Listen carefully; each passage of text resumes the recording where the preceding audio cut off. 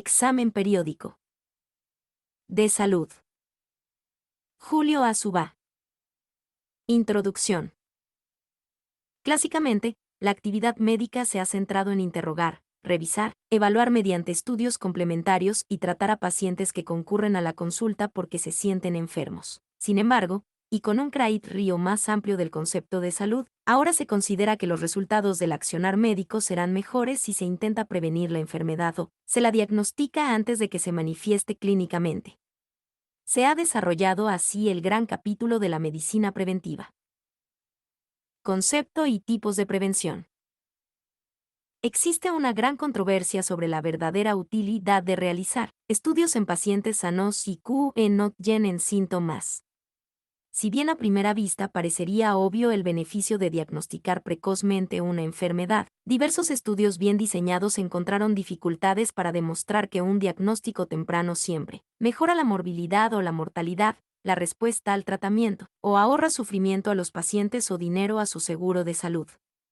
Debido a la controversia que este tema ha generado, se describirán a continuación las bases científicas para un mejor entendimiento del concepto de prevención. Hay varias estrategias posibles para realizar medicina preventiva. La primera es el catastro, en el que se invita al público en general a realizarse un control de salud, chequeo, con el objeto de discriminar a aquellos con enfermedades que aún no se han manifestado o a los individuos con mayores posibilidades de enfermar. Este catastro puede también hacerse de forma compulsiva, como los exámenes médicos a los inmigrantes, para ingresar en un trabajo o como requisito para otorgar un seguro.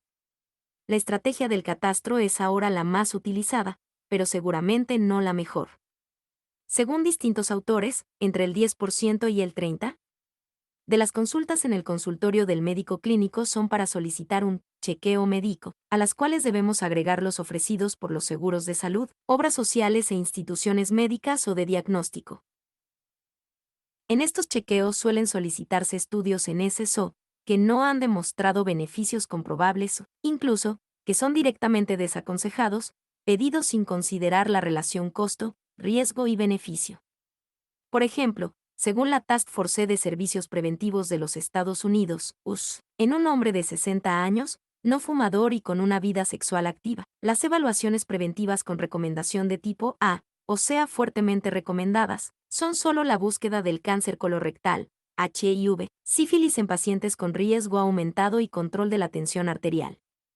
Por eso, cuando se solicitan estudios en un examen periódico de salud, estos deben ser seleccionados y debe haber una evidencia sólida de su utilidad. A su vez, si bien es difícil de cuantificar, un beneficio de esta estrategia es establecer un vínculo entre el paciente y el médico clínico que optimice la relación médico-paciente y promueva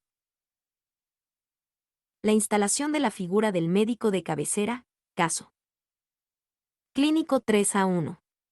La segunda estrategia es aprovechar las consultas espontáneas solicitadas por los pacientes por una patología no relacionada. Durante el desarrollo de la consulta se proporcionan consejos médicos, se identifica al paciente con factores de riesgo y se le solicitan los estudios adecuados para realiza el diagnóstico PIECUS. Esta segunda estrategia, que se denomina a el lazo de casos, sin duda es el procedimiento más adecuado para cubrir una mayor cantidad de pacientes y es el que se recomienda. En la actualidad, caso clínico 3-2. El concepto o de prevención tiene 4 acepciones. Prevención NPRIMA-RIA es la protección y promoción de la salud. Son las acciones que se realizan en el individuo sano con el fin de evitar una enfermedad. Estas medidas son sencillas, ya que son de bajo costo, fáciles de realizar y agregan muy poca morbilidad. Solo requieren interés y un poco de tiempo por parte del médico. Entre ellas se encuentran la educación para abandonar el hábito de fumar, las medidas de prevención para las enfermedades de transmisión sexual o de anticoncepción, los consejos sobre control del sobrepeso, dieta y parte y introducción. SEASO Clínico 3-1. Fulgencio, de 70 años, no fumador, realiza una consulta para un control periódico de salud. ¿Qué medidas debería tomar? Comentario. Frente a este caso las recomendaciones son: grado A. Indicar aspirina para prevenir una cardiopatía isquémica. Detección del cáncer colorectal. Detección del HIV, si hay riesgo incrementado. Control de la tensión arterial. Detección de dislipidemias. Indicar la vacunación antineumocócica y repetir una vez a los 5 años, antiinfluenza anual y refuerzo de la doble adultos o triple acelular cada 0 años. Grado B. Búsqueda de alcoholismo y depresión.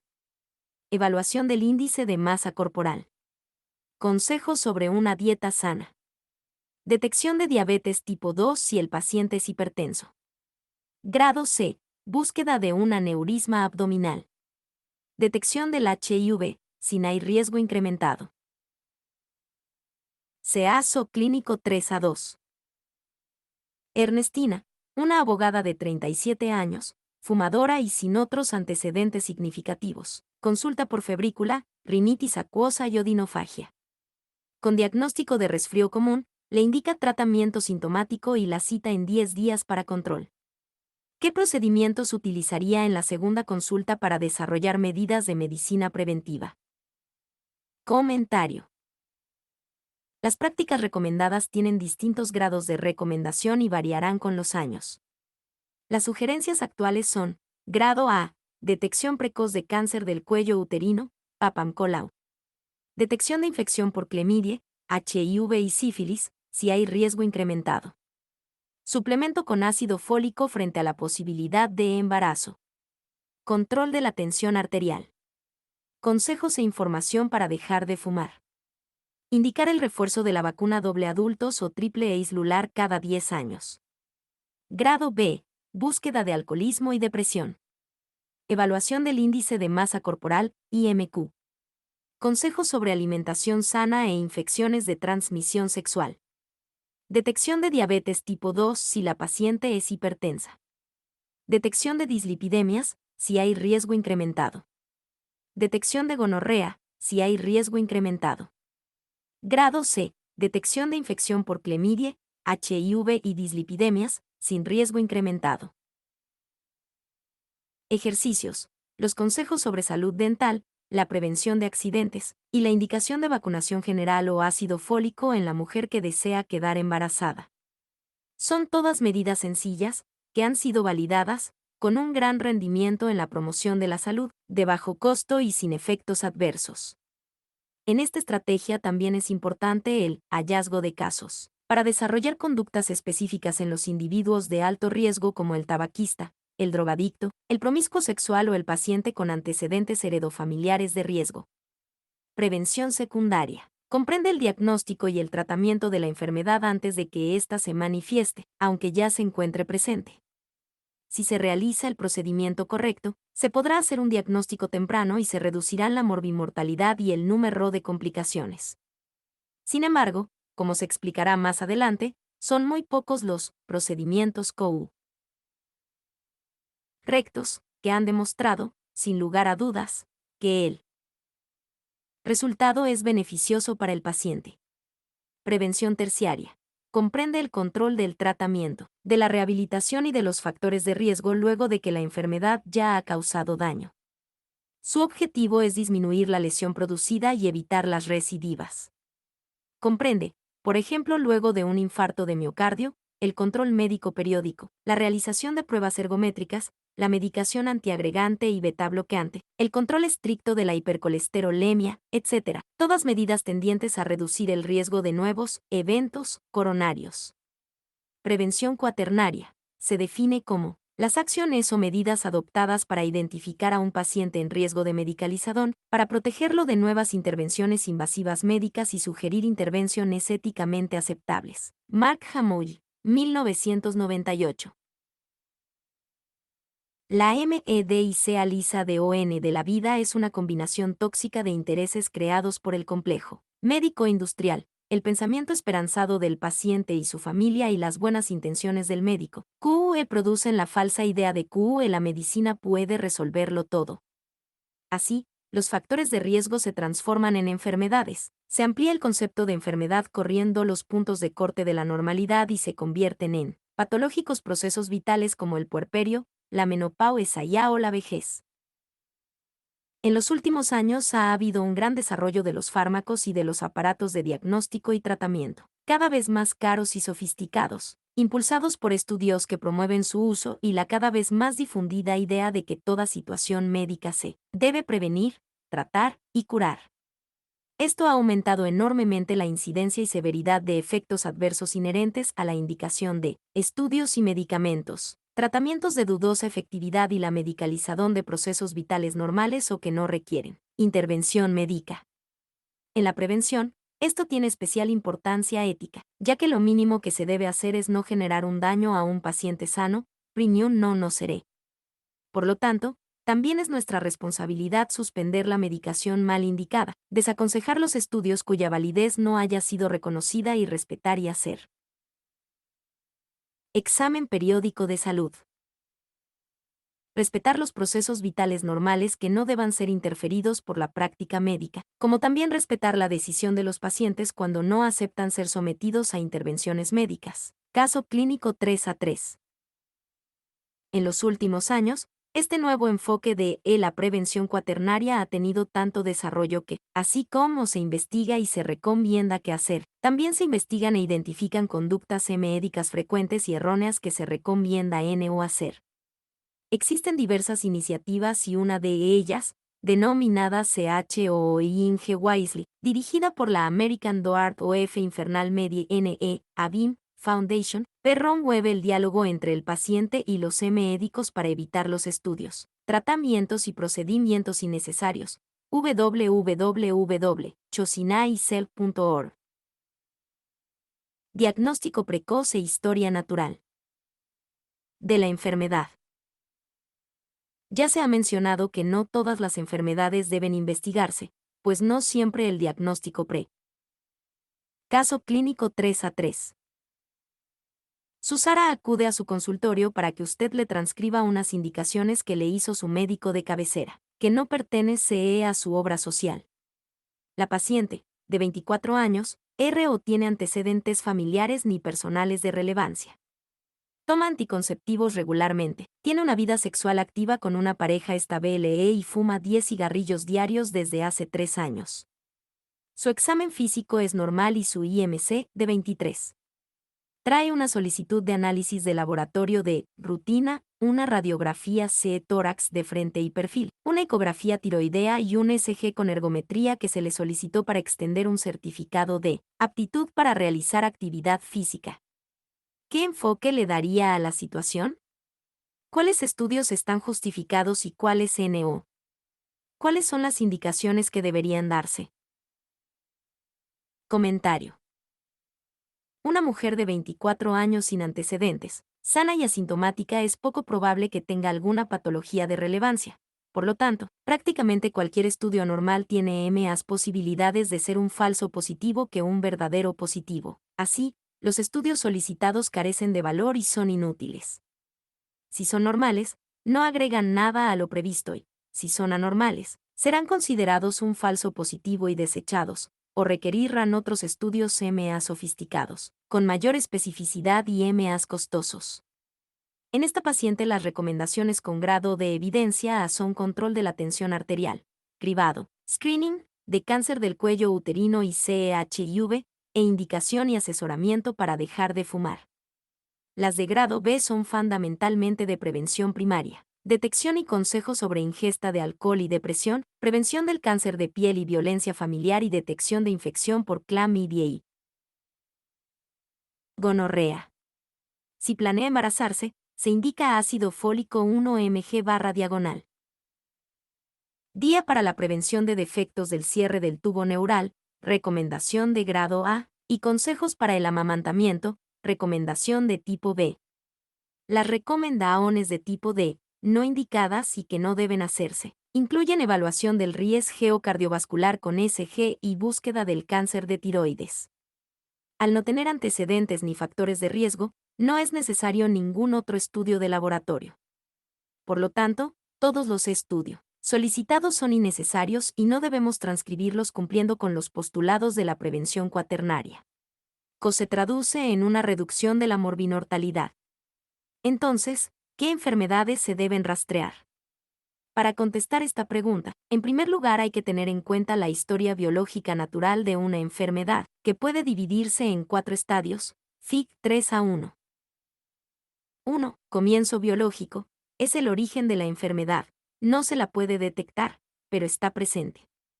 2. Diagnóstico precoz posible. Con el paso del tiempo la enfermedad se desarrolla, si bien aún no ha producido síntomas, se observan cambios anatómicos, bioquímicos, orgánicos o funcionales que pueden identificarse con la prueba correcta y así obtener un diagnóstico precoz. Desde este punto en adelante, el diagnóstico es posible mediante el catastro, la detección de casos o el examen periódico de salud. 3. Diagnóstico clínico usual. De no mediar ninguna acción médica, la enfermedad progresa y aparecen los signos y síntomas típicos. El individuo se transforma en enfermo y solicita ayuda médica. Este es el momento en que habitualmente se realiza el diagnóstico. 4. Resultado. La enfermedad progresa y sobreviene el resultado. El paciente puede curarse o morir, o su enfermedad se hace crónica, con el desarrollo de una incapacidad determinada. A lo largo de su historia natural, cada enfermedad tiene un punto crítico antes del cual el tratamiento es más eficaz o más fácil de aplicar que más tarde, el denominado punto de escape de la posibilidad de curación. La localización de este punto crítico determinará la utilidad de un diagnóstico precoz. Si el punto crítico se encuentra entre el comienzo biológico y el diagnóstico precoz posible, punto A, el estudio será siempre tardío, dado que el momento útil para hacer el diagnóstico precoz ya ha pasado. Por ejemplo, en el cáncer de pulmón, el punto crítico ya ha pasado cuando se hace visible en una radiografía de tórax, por lo que su evolución y pronóstico serán iguales si se lo diagnostica con la radiografía en un chequeo de salud durante su periodo asintomático o cuando produzca un episodio de hemoptisis. En el primer caso, solo se ha agregado tiempo de enfermedad al paciente y no se ha mejorado su mortalidad. Frente a estos casos, la estrategia correcta es reforzar las medidas de la prevención más que el diagnóstico precoz. Si el punto crítico se encuentra entre el diagnóstico clínico usual y el resultado, punto C, hacer un diagnóstico precoz será una pérdida de tiempo. Es mejor esperar a que la enfermedad se manifieste, ya que el tratamiento temprano no mejorará la evolución. Con alguna controversia aún, este sería el caso del cáncer de próstata. Solo cuando el punto crítico de escape de la curación se encuentre entre el diagnóstico precoz POSAI, BLE y el diagnóstico habitual, punto B, el diagnóstico precoz es útil y permite mejorar el pronóstico de la enfermedad. Cuando a un paciente se le extirpa un pólipo de colon con un carcinoma in situ durante una videocolonoscopia indicada en forma preventiva, tendrá una evolución mucho mejor que después de una hemicolectomía por cáncer de colon, descubierto luego de una hemorragia digestiva baja. 16. Parte y introducción. Tiempo. Comienzo biológico. Salud. Diagnóstico precoz posible. Diagnóstico clínico habitual. Aparición de síntomas.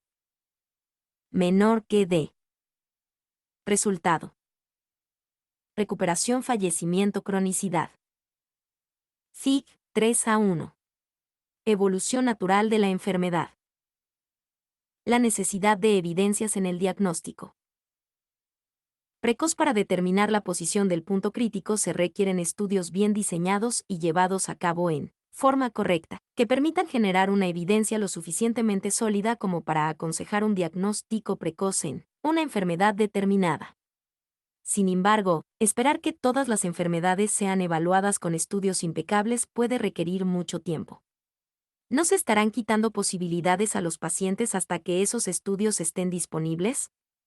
El sentido común y la impresión clínica indican que, cuando se diagnostica una enfermedad antes, el paciente siempre tendrá mejor evolución y mayor supervivencia que si se la diagnostica después. Esto muchas veces es real. Sin embargo, en ocasiones el sentido común y la impresión clínica pueden ser engañosos. La primera causa de este error de apreciación es el llamado sesgo de Etienne-PO0. Suponiendo el caso de una enfermedad que luego de diagnosticada tiene una supervivencia esperada de 1 año, con el estudio correcto. Se puede realizar un brillante diagnóstico precoz un año antes y el paciente vive entonces durante 2 años. Si se analiza brevemente la situación, se entenderá que lo único que se ha hecho es adelantar el momento del diagnóstico, de manera que no solo no se ha alargado la supervivencia, sino que además se le ha agregado al paciente un año de enfermedad. La segunda causa de error es el sesgo de EPENDIENTD-LADU ratio N. La enfermedad de evolución más lenta dará más tiempo para ser diagnosticada en la etapa preclínica que otra que, por su rápida evolución, producirá síntomas en forma más temprana. Por esta razón, los diagnósticos precoces se realizarán de manera preferente en los procesos que ya en su origen son de lenta evolución, con independencia del tratamiento que se instituya. La tercera causa de error es la impresión de que, aunque no se obtengan beneficios, con la búsqueda del diagram. Diagnóstico precoz no CP ERJDICAALPACINT. Esto no es verdad. El primer daño es el diagnóstico equivocado. La calidad del diagnóstico depende de la validez de la prueba. Esta se mide a través de su sensibilidad o la posibilidad de un resultado positivo en pacientes enfermos, de su especificidad o posibilidad de un resultado negativo en pacientes sanos y de la probabilidad previa de que el paciente tenga la enfermedad estudiada.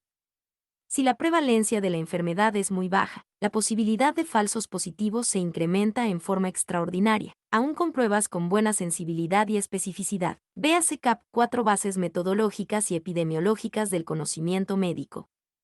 Los falsos positivos habitualmente desencadenan una cascada diagnóstica, una serie de estudios inútiles generados por un estudio mal solicitado, que agregarán molestias, ansiedad y morbilidad a un paciente sano. El segundo daño son los efectos adversos que todo estudio tiene, irradiación en estudios radiológicos, complicaciones en los estudios invasivos, reacciones alérgicas a sustancias de contraste. Y finalmente el mal uso de los recursos sanitarios y de las horas de trabajo profesional, el incremento de los costos y el consumo innecesario de los recursos económicos. Esto último tiene particular importancia ética, ya que el consumo de recursos mal utilizados los restará para realizar acciones realmente útiles. Ley de cuidados inversos.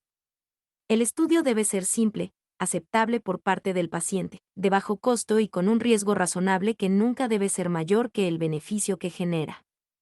Si la rectosigmoidoscopia tiene un índice de perforación intestinal del 0,2%, el beneficio de su realización debe justificar el riesgo de producir una perforación en un paciente sano.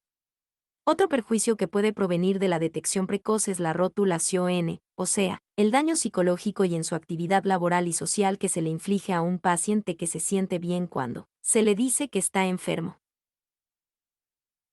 Los adultos mayores constituyen una población especialmente vulnerable a los excesos preventivos, al sobrediagnóstico y sobretratamiento y a la medicalización de la vida. En ellos, los estudios preventivos no solo pueden no estar indicados, sino que examen periódico de salud 17. Muchas veces pueden ser riesgosos para su salud. Por ende, es obligatorio tener presentes en este grupo etario los principios de la prevención cuaternaria. Cuaternaria. ¿Qué criterios utilizar para decidir cuándo y cómo intentar un diagnóstico precoz? Por todo lo expuesto, es importante conocer qué criterios deben seguirse para indicar un estudio a un paciente asintomático y, probablemente sano. Fram y Carlson definieron las premisas para responder a este interrogante.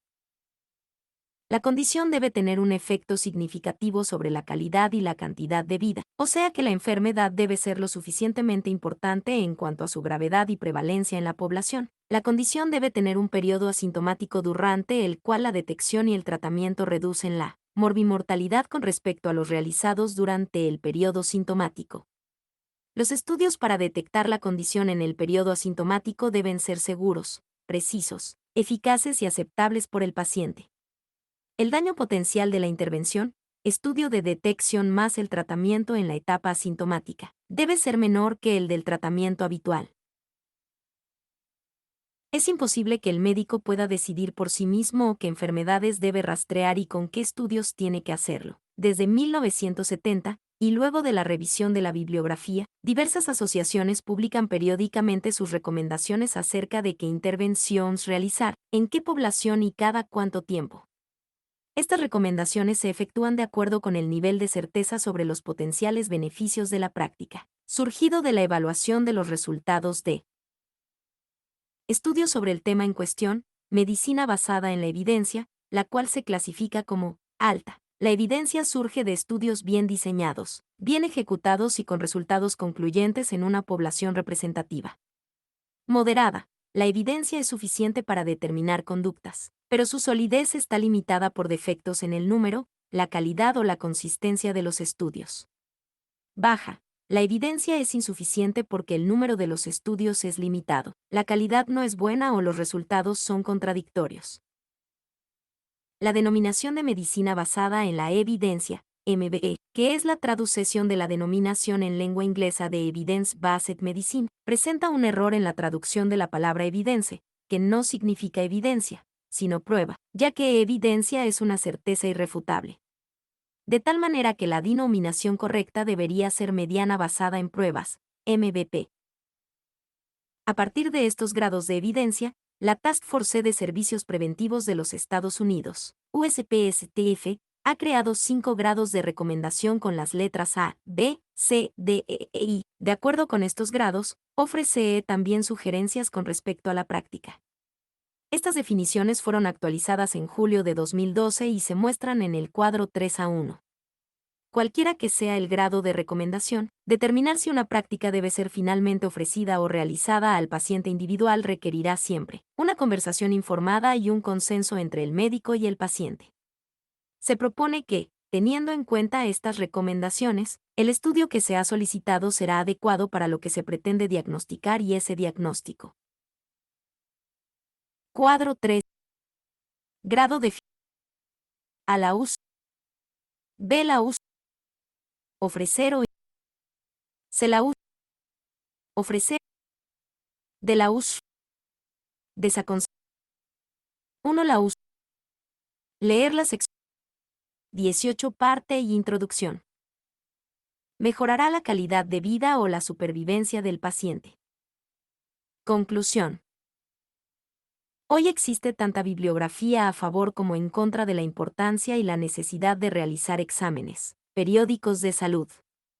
Así, muchos autores recomiendan directamente evitar las visitas al médico no motivadas por una enfermedad específica. Se ignora de este modo la conexión humana, que ha sido central en la relación médico-paciente durante milenios, y que no puede centrarse solo en el diagnóstico y tratamiento de las enfermedades.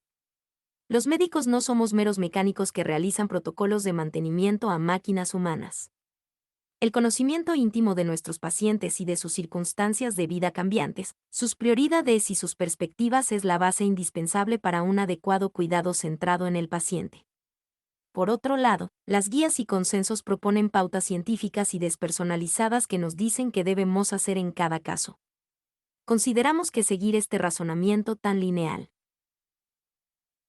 y dogmático carece de espíritu crítico, pues no se tiene presente que la estadística y la epidemiología, así como los intereses creados de los factores de poder, naufragan en el encuentro del médico con su paciente, en el que siempre merodeará la incertidumbre y que solo la calidad humana y la empatía podrán superar.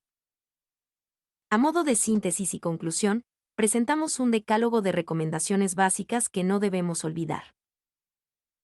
1. Tomar conciencia de que la sobredosis de prácticas médicas no es inocua para los pacientes. 2. Comprender la responsabilidad que implica el enorme poder que tiene la lapicera del médico. 3. Aceptar que la complejidad del ser humano no puede abarcarse en meros números y estadísticas. 4. Mantener un espíritu crítico sobre la información dogmática de guías, protocolos y consensos. 5. Aceptar la incertidumbre que domina nuestra práctica diaria. 6. Estimular al desarrollo de un escepticismo saludable. 7. Tomar conciencia de que no somos inmunes a los encantos que ofrecen la industria farmacéutica y la tecnología. 8. Sostener que nuestro único compromiso es con la persona que solicita nuestra ayuda. 9. Reconocer que las poblaciones con mejor salud y mayores recursos están sobreestudiadas y consumen recursos sanitarios en exceso. 10. Luchar por la equidad, ya que las poblaciones desfavorecidas reciben menor cuidado y tienen mayores tasas de mortalidad y esto atenta contra el principio de justicia. Véase bibliografía CAP 3 EXAM en periódico de E-Salud. Véanse casos clínicos adicionales CAP 3 EXAM en periódico de E-Salud. Véase autoevaluación CAP 3 EXAM en periódico de E-Salud.